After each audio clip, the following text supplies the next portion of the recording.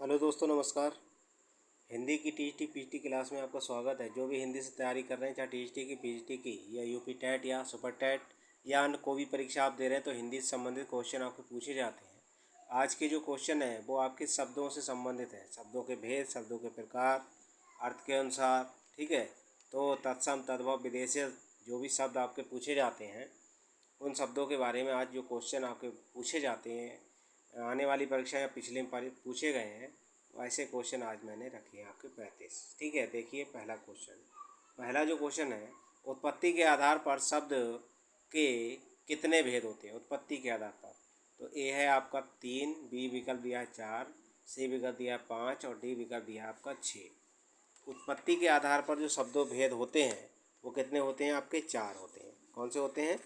4 जो होते हैं वो आपके उत्पत्ति के आधार पर भेद होते हैं आपके। ठीक है, अगला क्वेश्चन देखिए। अगला है आपका, अगला जो क्वेश्चन है वो है संस्कृत के ऐसे शब्द जिसे हम ज्यों का त्यों प्रयोग में लाते हैं कहलाते हैं। मतलब संस्कृत के ऐसे शब्द जिनको ज्यों का त्यों प्रयोग करने में आते हैं उन्हें क्या कहते हैं? तत्सम कहते हैं, तद्भव कहते हैं, देशज कहते हैं, विदेशी कहते हैं। तो उन्हें तत्सम कहते हैं। संस्कृत के जो शब्द ज्यों का त्यों हमारे हिंदी में आ गए हैं उन्हें हम तत्सम कहते हैं। और उनके रूप को थोड़ा थोड़ा सा रूपांतरण होकर जो शब्द आते हैं संस्कृत के, उन्हें हम तद्भव कहते हैं। और देश में जो प्रचलित देसी देहाती भाषा के जो शब्द होते हैं या हमारे क्षेत्र के शब्द होते हैं, वो हमारी जो भाषाओं में आ गए हैं उन्हें हम देशज शब्द कहते हैं। जैसे लोटा, ठीक है, पगड़ी, ठीक है, ये सारे जो शब्द हैं वो आपके देशज हैं। और विदेशज मतलब जो विदेश से हमारे संबंधित, जो विदेशों से जो शब्द हमारे भाषा में जोड़े गए हैं, जैसे डॉक्टर, कंपाउंडर, अस्पताल, नर्स, ठीक है, स्टेशन, ये सारे जो शब्द होते हैं वो आपके कौन से होते हैं? विदेशज शब्द होते हैं। अगला क्वेश्चन देखिए। अगला है आपका, निम्नलिखित में से रूढ़ शब्द कौन सा है? रूढ़ शब्द वाचनालय है, समतल है, विद्यालय है या पशु है? रूढ़ शब्द का मतलब होता है जिसका अगर जिसको हम अलग अलग करें तो उसका कोई अर्थ ना निकले, इसका सार्थक अर्थ ना निकले। जैसे पशु को अगर अलग अलग कर लें, पा प्लस सु, तो इसका कोई अलग अर्थ ना, इसका कोई अलग अर्थ है ना इसका कोई अलग अर्थ है। तो ऐसे शब्द को हम रूढ़ कहते हैं जिसका कोई अर्थ ना निकले अलग करने पर। अगला क्वेश्चन है, शब्द रचना के आधार पर बताइए कि कौन सा शब्द योग ऋण है? शब्द रचना के आधार पर बताइए कि कौन सा शब्द योग ऋण है। पवित्र, या बी कुशल है, या बी सी विनिमय है, या डी आपका है जलज। तो योग ऋण, योग ऋण जो है वो है आपका चौथे का डी, यानी जलज। जलज जो है वो आपका योग ऋण शब्द है। ठीक है, और योग ऋण में क्या है आपका, जो भी आपके पर्यायवाची शब्द होते हैं, ठीक है, वो सब आपके योग ऋण में आते हैं। अगला क्वेश्चन देखिए आपका, निम्न में से रूढ़ शब्द कौन सा है? मलयज है, जलज है, पंकज है या वैभव है?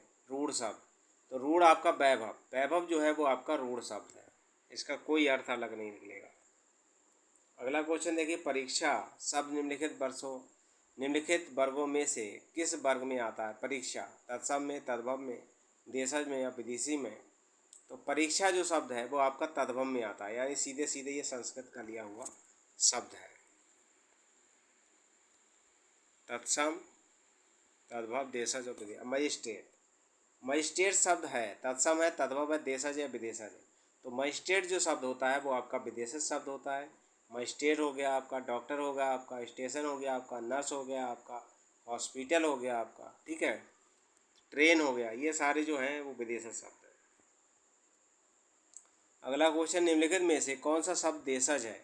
अग्नि, प्रार्थना, खेत या लोटा? देशज मतलब देश में जो स्थित होता है, तो ये आपका लोटा जो शब्द होता है ये आपका कहाँ से? देश से उपजा हुआ शब्द है। लोटा हो गया या पगड़ी हो गई, ठीक है। अगला क्वेश्चन देखिए। अगला है आपका, स्वतंत्र सत्ता धारण न करने वाले शब्द क्या कहलाते हैं? जो स्वतंत्र सत्ता धारण न कर पाए उन्हें क्या कहते हैं? रूढ़ कहते हैं, यौगिक कहते हैं, योगरूढ़ कहते हैं, या फिर इनमें से कोई नहीं? तो नौ का आंसर जो होगा वो होगा बी। उन्हें क्या कहते हैं?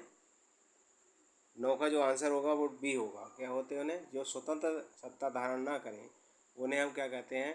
यौगिक कहते हैं। स्वतंत्र सत्ता धारण न करने वाले शब्द क्या कहलाते हैं? तो ये कहलाते हैं आपके कौन से? रूढ़ शब्द। यौगिक नहीं होंगे ये आपके होते हैं रूढ़ शब्द। जो स्वतंत्र सत्ता धारण न कर पाए उन्हें हम रूढ़ कहते हैं। अगला क्वेश्चन देखिए, अगला है निम्नलिखित में से कौन यौगिक शब्द है? लेखक है, पुस्तक है, विद्यालय है या फिर आपका है योगी। तो यौगिक जो शब्द है वो है विद्यालय। विद्यालय जो है वो यौगिक शब्द है आपका। अगला क्वेश्चन देखिए, प्रयोग की दृष्टि से सूक्ष्म अंतर व्यक्त करने वाले शब्द क्या कहलाते हैं? प्रयोगात्मक, समार्थनार्थक, अनेकार्थक या विपरीतार्थक। सूक्ष्म अंतर व्यक्त करने वाले शब्द, तो सूक्ष्म अंतर जिनमें होता है वो आपके समानार्थी शब्द होते हैं, ठीक है, जिनको हम पर्यायवाची शब्द भी कहते हैं।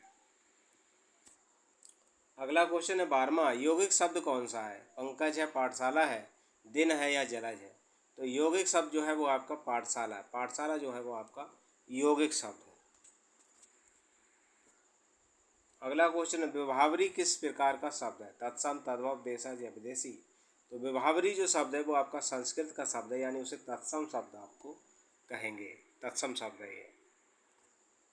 अगला क्वेश्चन है योगरूढ़ शब्द कौन सा है? पीला, घुड़सवार, लंबोदर या नाग। तो योगरूढ़ जो होता है वो लंबोदर, यानी जितने बहुब्रीहि अलंकार के जो बहुब्रीहि के समास के जो आपके उदाहरण होते हैं वो सब आपके योगरूढ़ में आते हैं, ठीक है। अगला क्वेश्चन देखिए, नीचे दिए गए विकल्पों में से तत्सम शब्द का चयन कीजिए। पड़ोसी, गोधूम, बहु या शहीद। नीचे दिए गए विकल्पों में से तत्सम शब्द का, तो 15 का जो आंसर होगा वो होगा बी, गोधूम।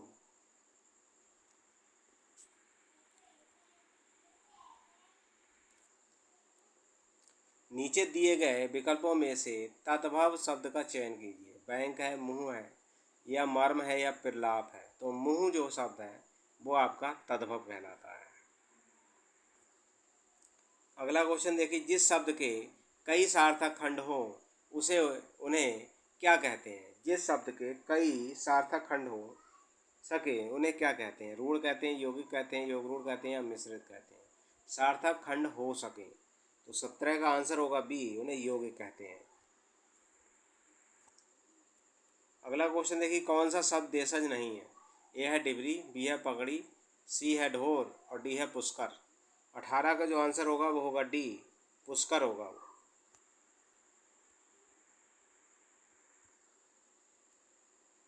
जिन शब्दों की उत्पत्ति का पता नहीं चलता उन्हें कहा जाता है तत्सम, तद्भव, देशज और संकर। जिनकी उत्पत्ति का पता नहीं चलता उन्हें क्या कहते हैं? तो उन्हें हम कहते हैं आपका 19 का आंसर होगा सी, देशज। जिनकी उत्पत्ति का पता नहीं चलता उन्हें हम देशज शब्द कहते हैं। वकील किस भाषा का शब्द है? फारसी, अरबी, तुर्की या पुर्तगाली। वकील, तो 20 का आंसर होगा बी, ये अरबी का शब्द है। वकील जो है वो अरबी का शब्द है।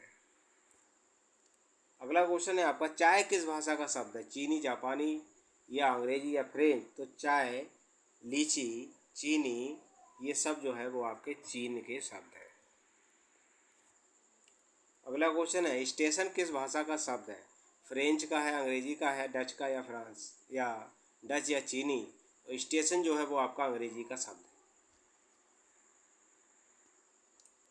संकर शब्द का अर्थ है तत्सम शब्द, तद्भव शब्द, विदेशी शब्द या दो भाषाओं के शब्दों से मिलकर। दो भाषाओं के शब्द से मिलकर जो शब्द बनता है उसे हम संकर शब्द कहते हैं। जैसे रेलगाड़ी, रेलगाड़ी जो है वो आपका संकर शब्द है, ठीक है।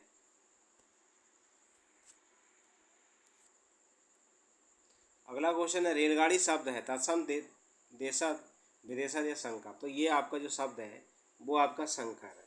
रेलगाड़ी जो शब्द है वो आपका संकर शब्द है। ये दो भाषाओं के शब्दों से बनकर के बना है, यानी एक का हिंदी और हिंदी और अंग्रेजी, ठीक है। तो रेल जो होगा वो आपका अंग्रेजी का होगा, रेल माने रेल जो होती है वो अंग्रेजी का शब्द है, और गाड़ी जो है वो आपका हिंदी का शब्द है, ठीक है।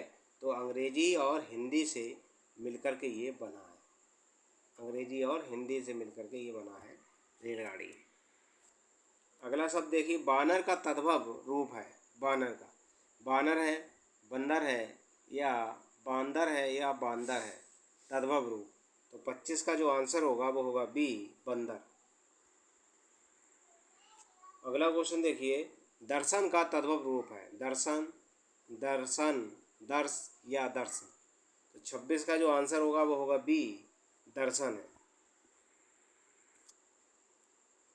निम्नलिखित में कौन सा शब्द तद्भव है, तत्सम है?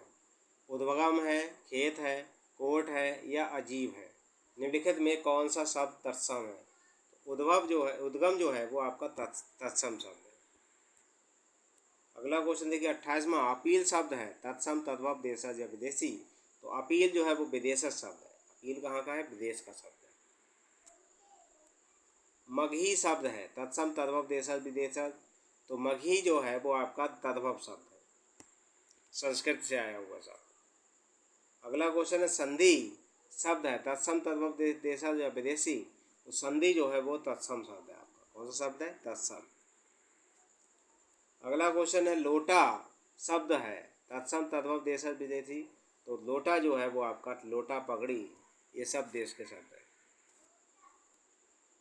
कमल किस प्रकार का शब्द है? रूढ़ है, यौगिक है, योगरूढ़ है, इनमें से कोई नहीं। तो 32 का जो आंसर होगा वो होगा ए, यानी ये रूढ़ शब्द है। इसको अलग करेंगे तो इसका कोई सार्थक अर्थ नहीं निकलेगा। पाकशाला किस प्रकार का शब्द है? रूढ़, यौगिक, योगरूढ़ या इनमें से कोई नहीं। तो पाकशाला यानी पकाने की शाला यानी घर। अगला क्वेश्चन देखिए, अगला है, दशानन किस प्रकार का शब्द है? रूढ़, यौगिक, योगरूढ़ या इनमें से कोई नहीं। तो ये आपका जो है वो योगरूढ़ है। दशानन जो है योगरूढ़ है। मैंने बताया था कि जितने भी आपके बहुब्रीहि समास के उदाहरण होते हैं, ठीक है, बहुब्रीहि समास के जितने भी आपके उदाहरण हैं वो सारे आपके किस में आते हैं? योगरूढ़ में आते हैं। अगला क्वेश्चन देखिए, निम्न में से एक तत्सम शब्द छांटकर बताइए। ए है अनजान, बी है सच, सी है पता और डी है घोटक।